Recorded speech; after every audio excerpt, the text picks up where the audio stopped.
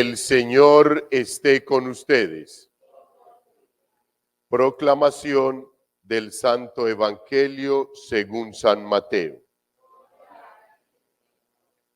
Por la señal de la Santa Cruz de nuestros enemigos, líbranos, Señor Dios nuestro, en el nombre del Padre, del Hijo y del Espíritu Santo.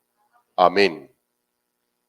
En aquel tiempo se acercaron a Jesús unos fariseos y le preguntaron, para ponerlo a prueba: ¿es lícito a uno despedir a su mujer por cualquier motivo? Él respondió: ¿no habéis leído que el Creador en el principio los creó hombre y mujer?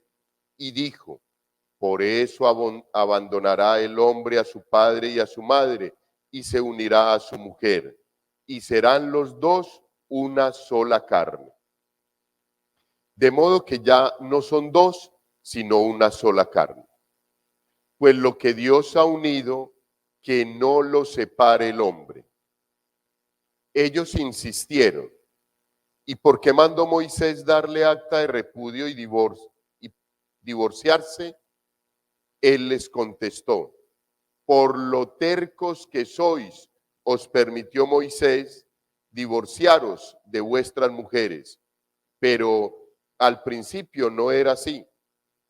Ahora os digo yo que si uno se divorcia de su mujer, no hablo de impurezas, y se casa con otra, comete adulterio. Los discípulos le replicaron: si esta es la situación del hombre con la mujer, no trae cuenta casarse. Pero él les dijo: no todos pueden con eso, solo los que han recibido ese don. Hay eunucos que salieron así del vientre de su madre, a otros los hicieron los hombres, y hay quienes se hacen eunucos por el reino de los cielos. El que pueda con esto, que lo haga.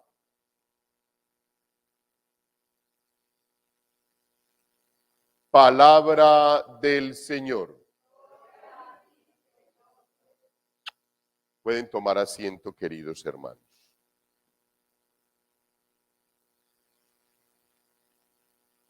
Muchas veces cuando leemos los libros del Antiguo Testamento o del Primer Testamento, nosotros decimos: ay, esa cantidad de nombres, y ahí mencionan una cantidad de señores y señoras, y como que nadie sabe de eso, y qué pereza eso tan aburridor.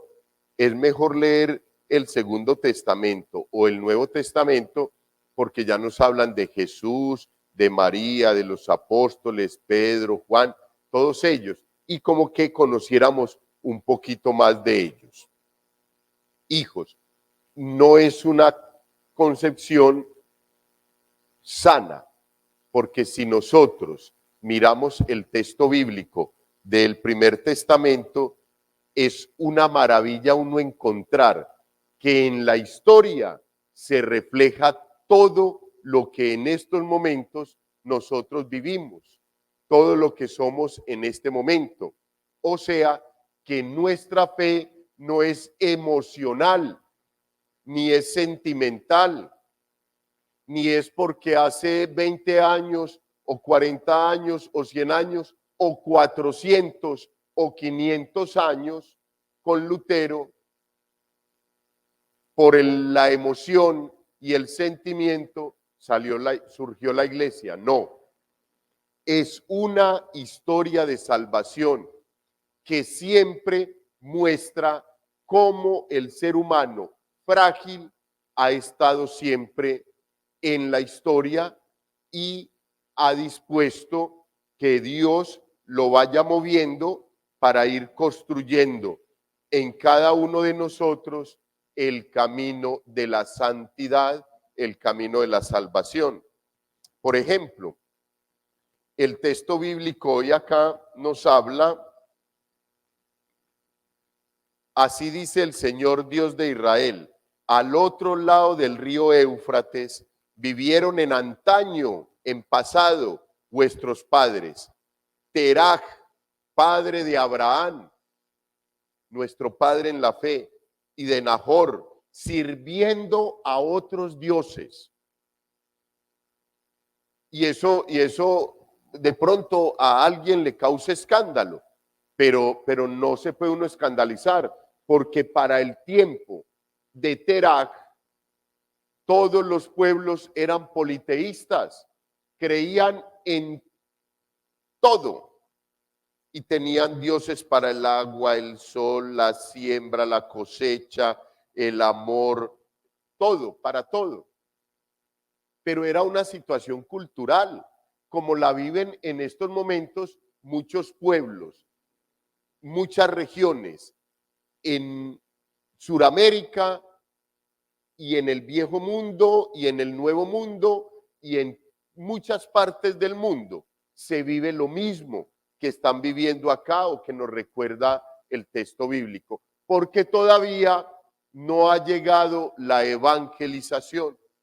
Por eso es que nosotros debemos de formarnos, y si Dios nos llama a ir a una parte o a la otra a evangelizar, pues manos a la obra. Es la labor que nos toca, como Él en su momento suscitó en el corazón de Abraham cuando lo llama. Abraham también era politeísta. Abraham podía creer en Dios, pero creía en los otros dioses que culturalmente a él le habían enseñado. Pero cuando Dios lo llama, lo comienza a llevar en una relación personal con él, donde Abraham se da cuenta de la grandeza, de la bendición que está recibiendo, y se dedica sola y exclusivamente a servirle a su Dios, al Dios todopoderoso, al uno y trino. Entonces acá nos mencionan, hijos, nombres: Abraham, Isaac, mencionan a Caná de Galilea, un pueblo; Isaac, Esaú, Moisés, Aarón. Si nosotros vamos a mirar en la historia, esos personajes existieron. O sea, que el texto bíblico no me está diciendo mentiras, y esto no lo escribió alguien ahí como, bueno, voy a contarles una novela bien espectacular para que allá en el año 2021 un padrecito coja y les cuente esto y ellos se lo crean. No, no es así. Dios fue construyendo la historia de nuestra salvación paso a paso, por medio de hombres que simplemente, sin ser conocedores de Dios, abrieron su corazón y se dispusieron en manos de Dios para que Él hiciera la obra ahí. Eso es lo mismo que hoy tenemos que hacer nosotros, para que por allá en 40, 50, 100 años, 150 años, de pronto alguien pueda decir: yo asistí a la celebración eucarística cuando un padre nos contaba todo lo que había pasado con nuestra historia de salvación, y hoy, 150 años después, yo le quiero contar lo mismo y dar el testimonio de mi vida a toda una comunidad. Miren que es muy bonita la forma en que Dios ha ido escribiendo en cada uno de nosotros esa historia de salvación. Ahora, si yo voy a mi vida personal, yo recuerdo mi mamita.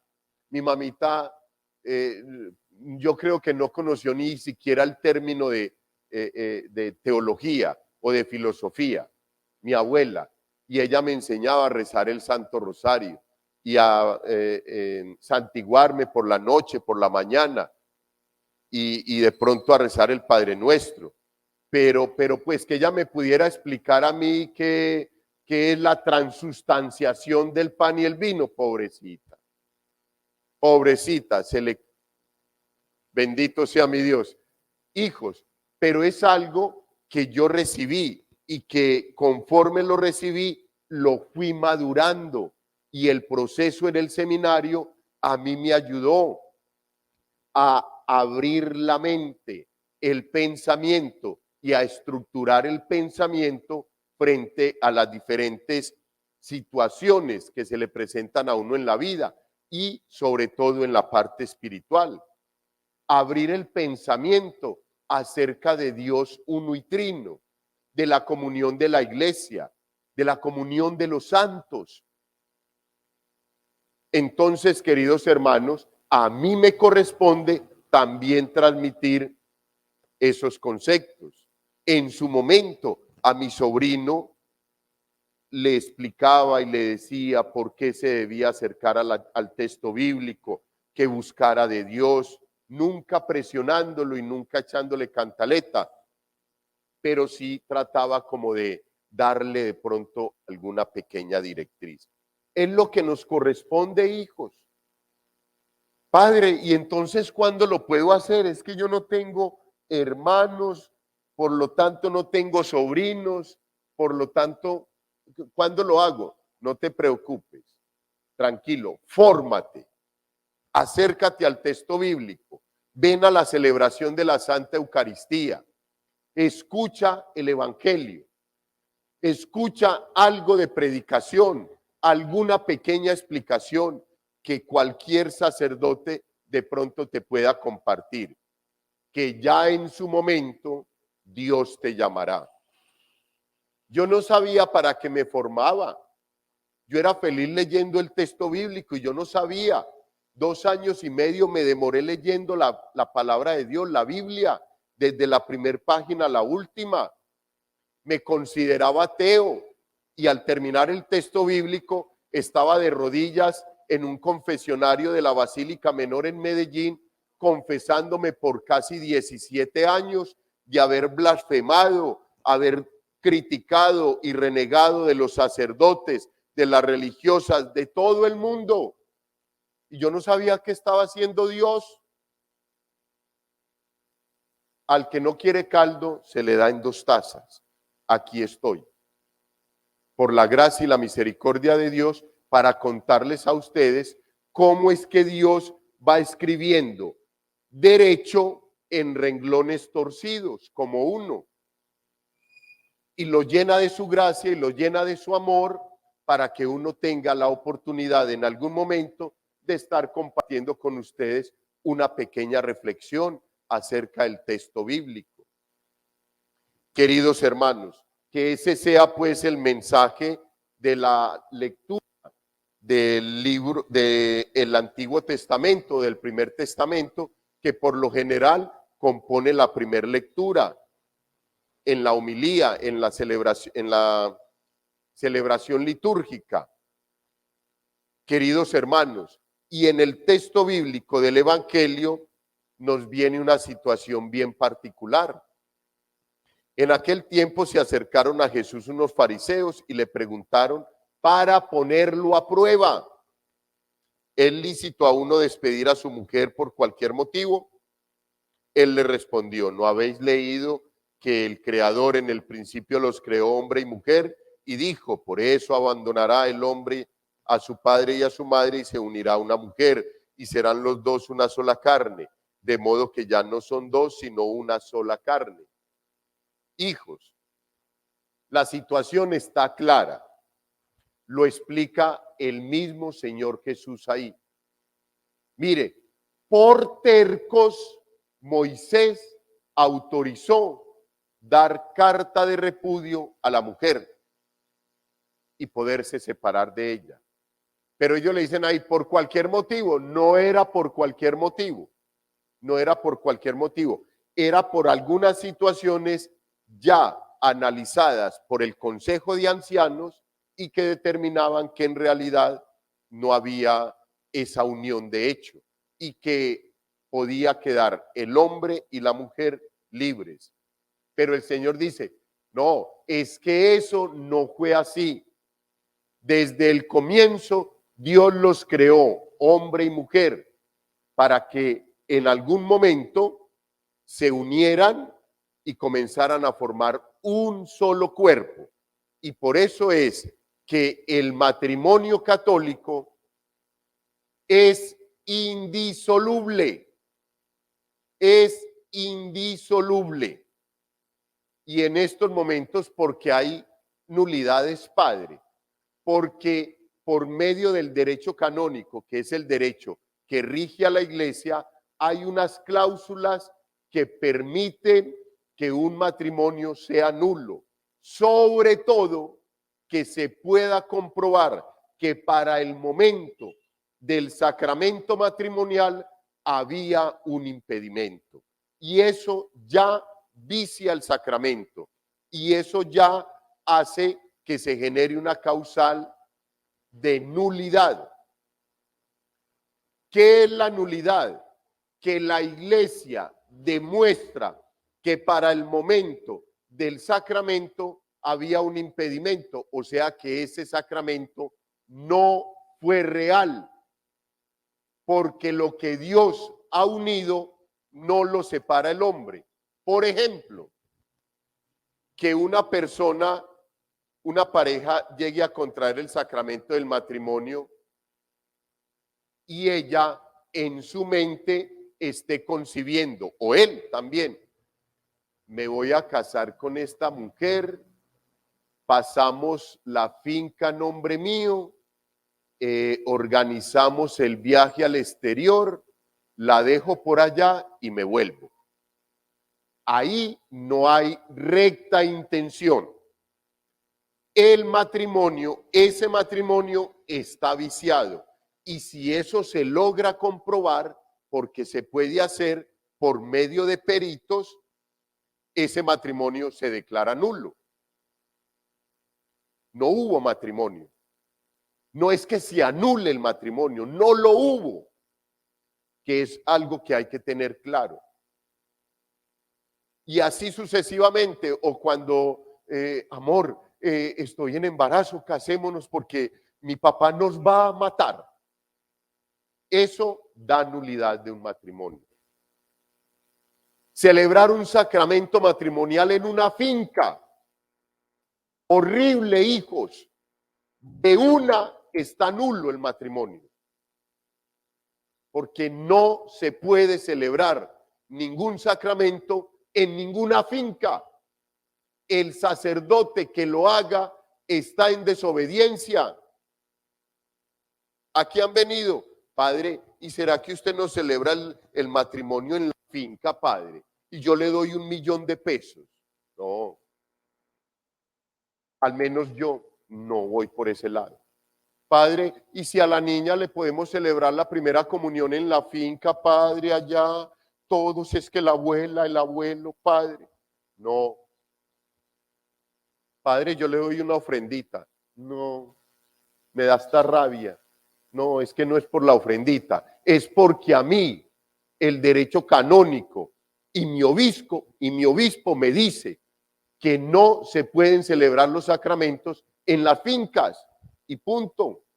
Es en el templo, en la tienda del encuentro donde está Dios.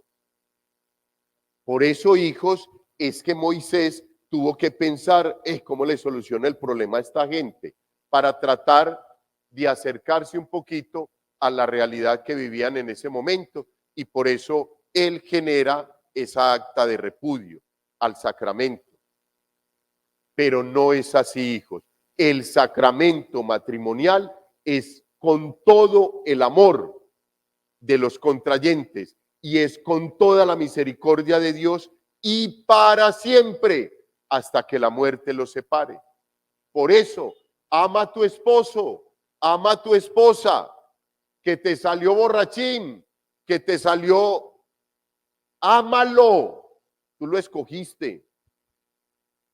Tú se lo preguntaste a Dios si te quería casada, si te quería casado, o te quería como misionera, o te quería como sacerdote. No se lo preguntaste. Normalmente es lo más normal que no se lo preguntemos, que no lo consultemos al manual. Y por eso hacemos una cantidad de bobadas en la vida que luego nos arrepentimos de ellas. Pero si ya estás casado, si ya estás casada, ama a tu esposo, ama a tu esposa, ayúdalo a santificar y te vas a santificar también con él. Dios te regalará la gracia y bendecirá a esa pareja para que mañana o pasado mañana al menos terminen viviendo como dos hermanitos. Pero por el momento, ayúdale para que puedas estar ahí al lado, santificándote con él. Si tú lo dejas o tú la dejas, los pones en riesgo de que cometan adulterio, que es un pecado más allá, más grande todavía. Entonces, queridos hermanos, ¿ves en la cruz? Hijos, no tenemos más de otra. Muchas veces de pronto sin ganas, pero ves a la cruz. Un día la besarás con amor y un día entenderás por qué Dios te permitió que te metieras en esta o en aquella. Hay sacerdotes que no han vivido un proceso de conversión y de transformación en sus vidas. Ahí están en el ministerio, luchando con toda seguridad, generando escándalos a lo mejor. Pero un día, por la perseverancia, Dios les dará la gracia para que vuelvan a un proceso y a un camino de conversión y de transformación de sus vidas.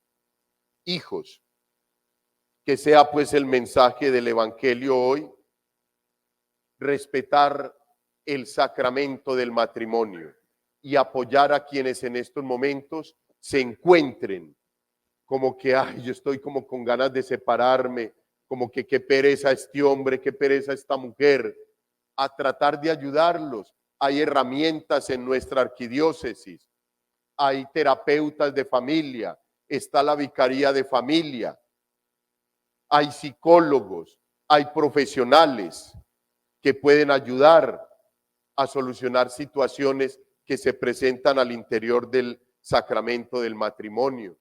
Pero lo primero que nosotros debemos de hacer es calmar los ánimos, no exasperarlos. Amiga, estoy que me separo. Ay, sí, deje eso, de una. Dígame, si quiere yo le organizo allá en la casa un cuarto. ¿Qué es eso? ¿Qué es eso? Padre, estoy aburridísimo en la casa, estoy que me separo. No, sí, no, que va, que esa cantidad de hijos y esa mujer tuya. ¿Qué es eso? No, antes por el contrario, vení, calmate, espérate un momento. Uno en momentos de dificultad, uno en momentos de exaltación emocional, por encima o por debajo, triste o muy contento, no toma determinaciones, porque no hay objetividad. Hay que esperar a que venga una relativa calma, te sientas con tu esposita, te sientas con tu esposito, analizan la situación y a lo mejor un retiro espiritual, a lo mejor un retiro de parejas, te sirve y te ayuda. En nuestra arquidiócesis es muy fortalecido el encuentro matrimonial. Es un grupo apostólico que trabaja muy especialmente con las parejas y llevan muchos años trabajando y acompañando las parejas en los hogares. Hijos, ánimo pues a continuar para adelante, respetando el sacramento y entendiendo que Dios está presente en cada uno de ellos. Y si lo has contraído, ánimo, con fe, con esperanza, a seguir caminando, que Dios te bendice y Dios te acompaña. Puede ser que vayas atravesando el desierto después de haber salido de Egipto, después de haber dejado el pecado y te está conduciendo a la tierra que emana leche y miel. ¿Quién dijo que la salvación es gratis? ¿Quién dijo que el precio de la conversión de tu esposo es gratis? ¿Quién te dijo que el precio de la conversión de tu esposa es gratis? El precio de tu conversión y la mía costó lágrimas de sangre, sudor de sangre. Ya sudaste sangre por tu esposita, por tu esposo. Nos falta, hijos, nos falta. Gloria al Padre, al Hijo y al Espíritu Santo.